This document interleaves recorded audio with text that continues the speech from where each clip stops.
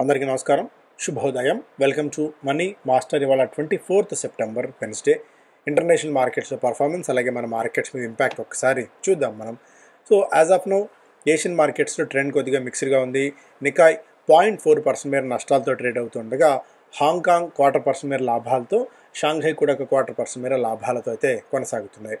American markets పరంగా చూస్తే నిన్న నాస్డాక్ 1% మేర, S&P 500 0.5% మేర, డౌ జోన్స్ 1/4% మేర నష్టాలతో ముగియడం అయితే చూసాం.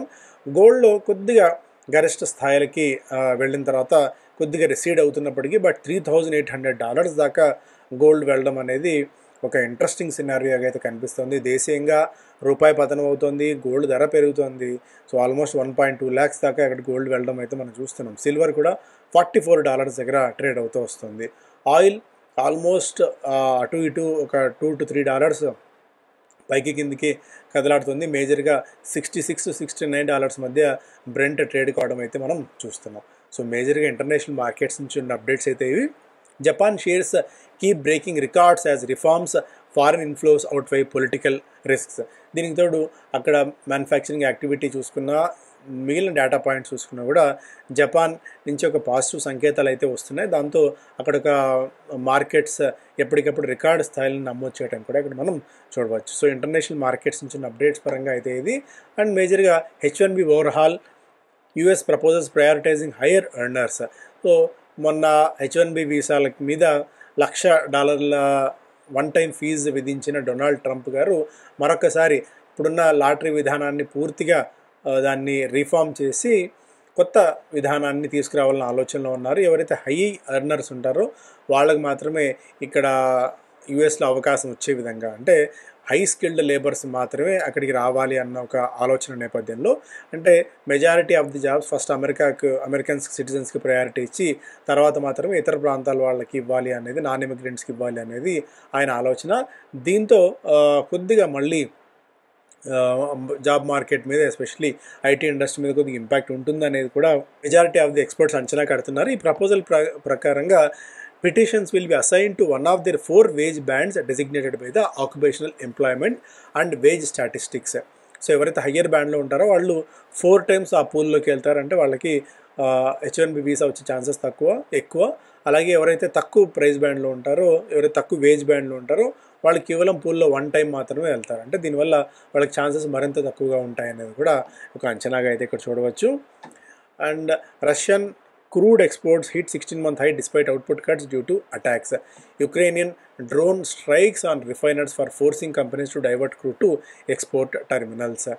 రష్యా క్రూడ్ ఎక్స్పోర్ట్స్ 16 నెలల గరిష్ట స్థాయికి చేరాయి. అటాక్స్ జరుగుతున్నప్పటికీ కూడా ఏమాత్రం రష్యా కూడా వెనక్కి తగ్గట్లేదు. నిన్న యుఎన్ కాన్ఫరెన్స్లో డొనాల్డ్ ట్రంప్ గారు మాట్లాడుతూ మళ్ళీ ఇండియా మీద, చైనా మీద తన ఆక్రోశాన్ని వెళ్ళగక్కారు.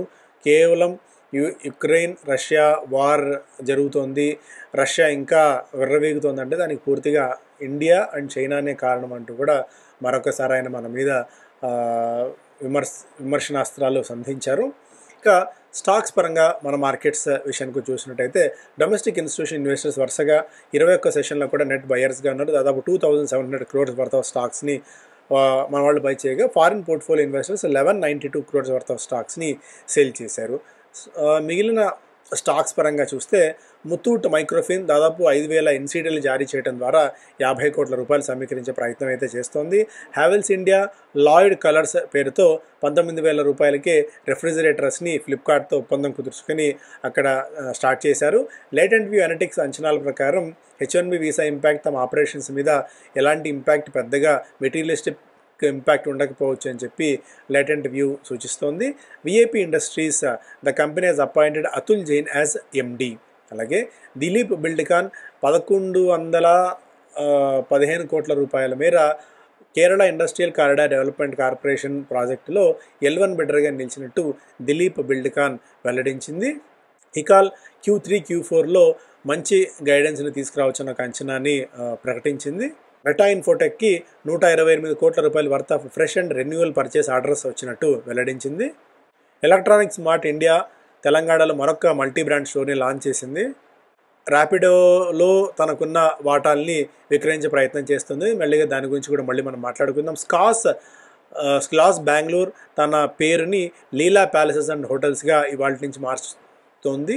ఇంపీరియల్ కెమికల్స్ ఇండస్ట్రీస్ యాక్జో నోబెల్లో తనకున్న 5% వాటాన్ని 4% డిస్కౌంట్తో విక్రయించబోతుంది. దాదాపు 750 కోట్ల రూపాయల డీల్. యాక్జో నోబెల్లో మేబీ కొద్దిగా ఇంపాక్ట్ ఉండే అవకాశం అయితే ఉంది. స్టాక్స్ ఇన్ న్యూస్ పరంగా మిగిలిన స్టాక్స్ కూడా ఏదైనా చూద్దాం. ఒక వరల్డ్ క్లాస్ గ్రీన్ఫీల్డ్ షిప్ యార్డ్ని ఈస్టర్న్ కోస్ట్లో ఏర్పాటు చేయడానికి Mazagon dock ship builders Tamil Nadu ప్రభుత్వంతో ఒప్పందం కుదుర్చుకుంది. Indian hotels announced the signing of 310 key Taj hotel in Vizag. SMBC Yes బ్యాంక్లో మరొక 4.2% మేర వాటా తీసుకుంది. దీంతో ఇప్పుడు ఎస్ఎంబీసీకి ఎస్ బ్యాంక్లో 24.22% మేర వాటా ఉంది.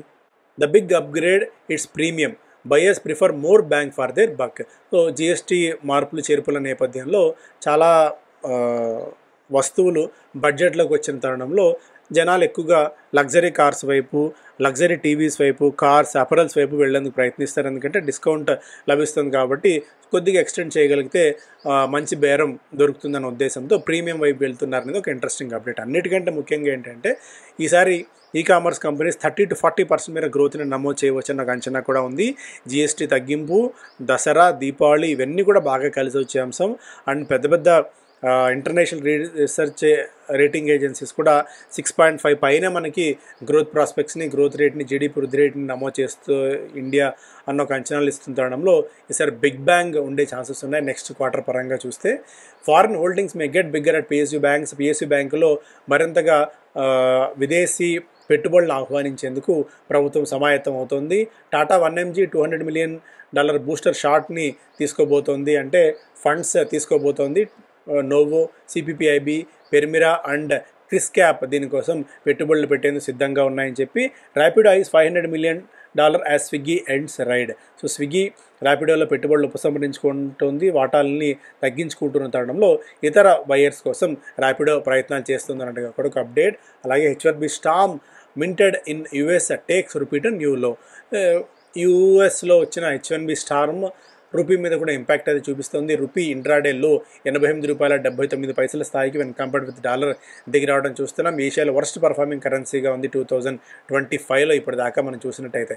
తైవానీస్ డాలర్ 8.2, థాయ్ బాత్ 7% పెరగ్గా, మలేషియన్ రింగెట్ ఇవన్నీ కూడా చాలా పాజిటివ్గా ఉండగా కేవలం మన రూపీ మాత్రమే -3.1 గ్రోత్ని, -3.1 వెన్ కంపేర్డ్ విత్ డాలర్ని వెళ్ళడం కూడా మనం చూస్తున్నాం.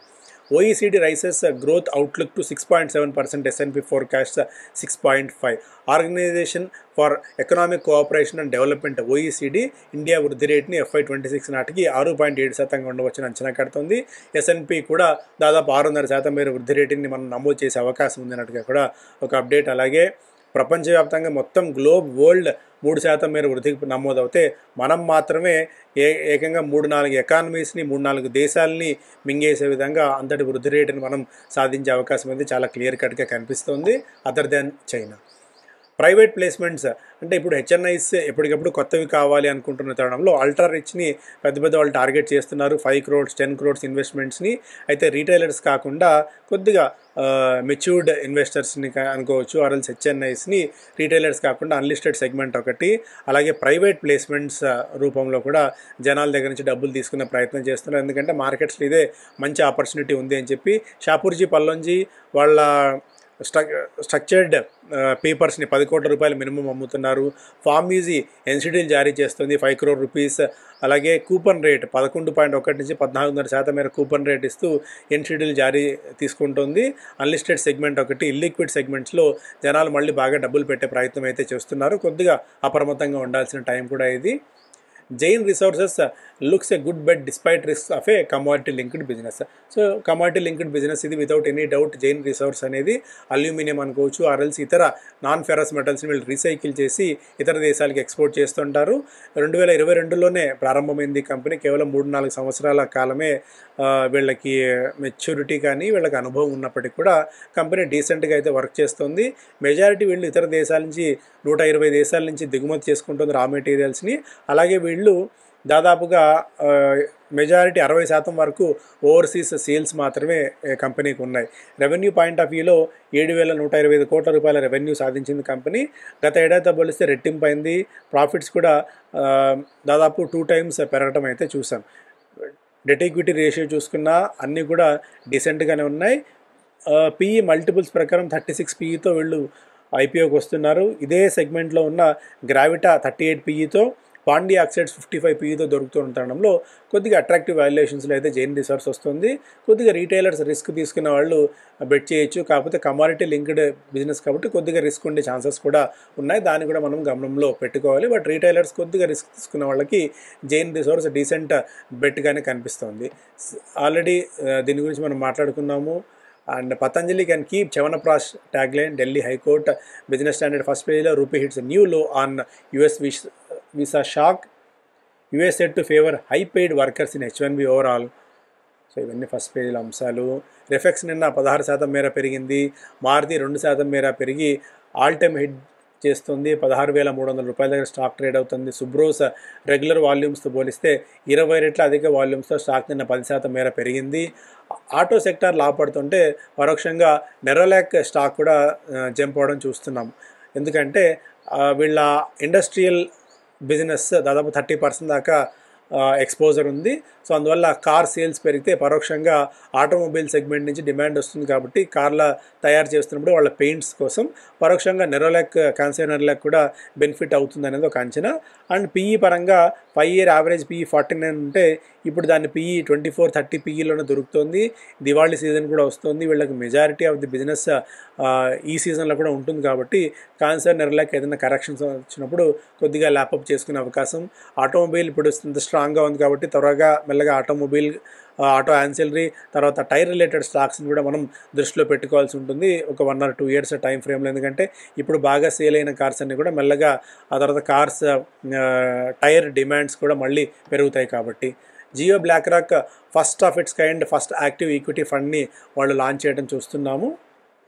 స్విగ్గీ ఆల్రెడీ మనం మాట్లాడుకున్నాం. సో ఇవి ప్రధానమైన వార్తలు. Thank you so much.